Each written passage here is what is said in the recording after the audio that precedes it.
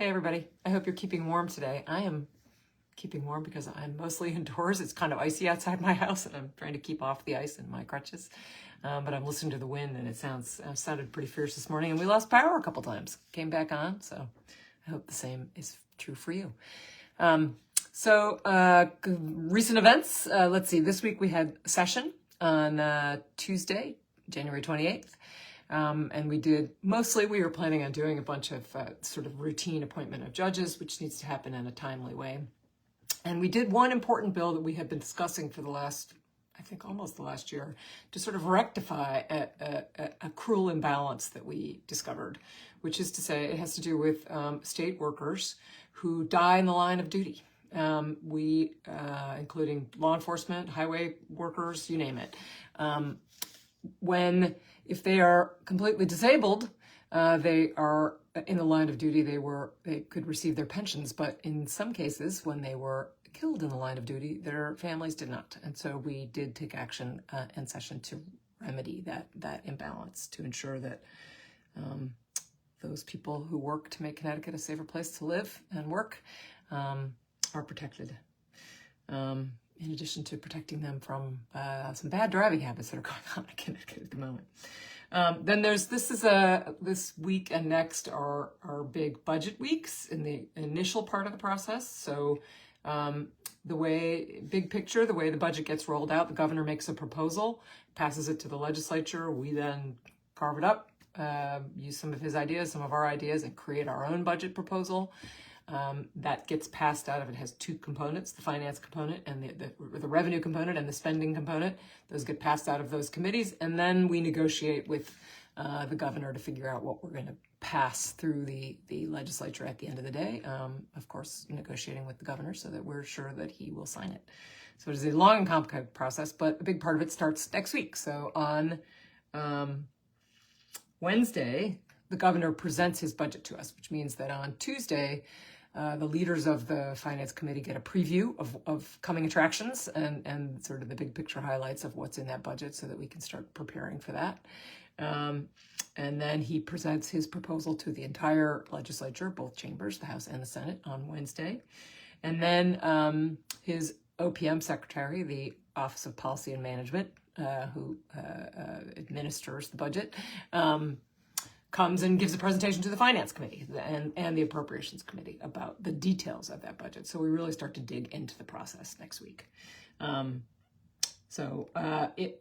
a year in which, and I want to recommend, I'm going to put this in my in the newsletter, an excellent piece that was written by my colleague, Senator Kathy Austin, on sort of big picture, looking at the budget this year, and three factors that she notes are: we no longer have the ARPA funding that we had during the pandemic, that federal funding that came through during, facing the urgency of the pandemic, which killed over 1 million people in this country.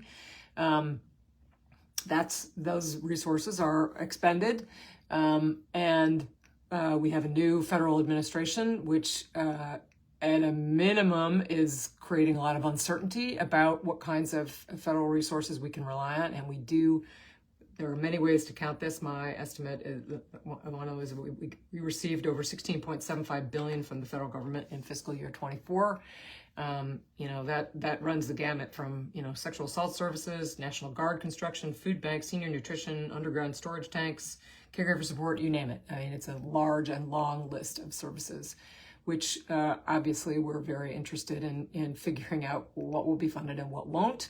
And I will remain optimistic that some of it will, but at a minimum, we are facing a lot of uncertainty, and that makes it hard to budget because we won't know likely until our session is over what we can really rely on in terms of helping Connecticut residents and what we can't. So that makes it a little bit tricky.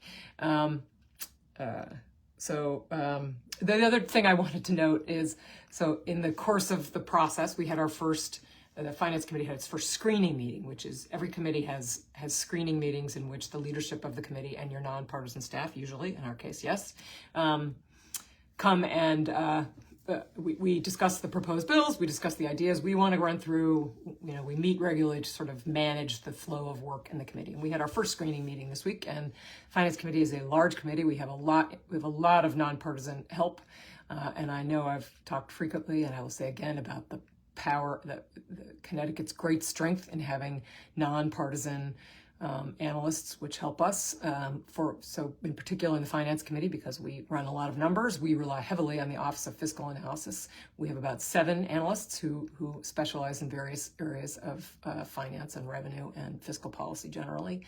And they're fabulous. And I cannot imagine being a state that did not have nonpartisan resources, nonpartisan numbers that we all rely on. So during the screening meeting, one of those analysts, when we introduced ourselves, because it's quite a full room with all those people in it, and he introduced himself as a bureaucrat, and everybody laughed, because we rely on him a lot.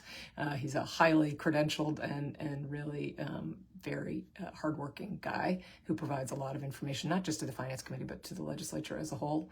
And afterwards, I reflected on the fact that he is a bureaucrat. I mean, he is a nonpartisan, longtime staffer who will answer your questions to the best of his ability and give a straight up answer.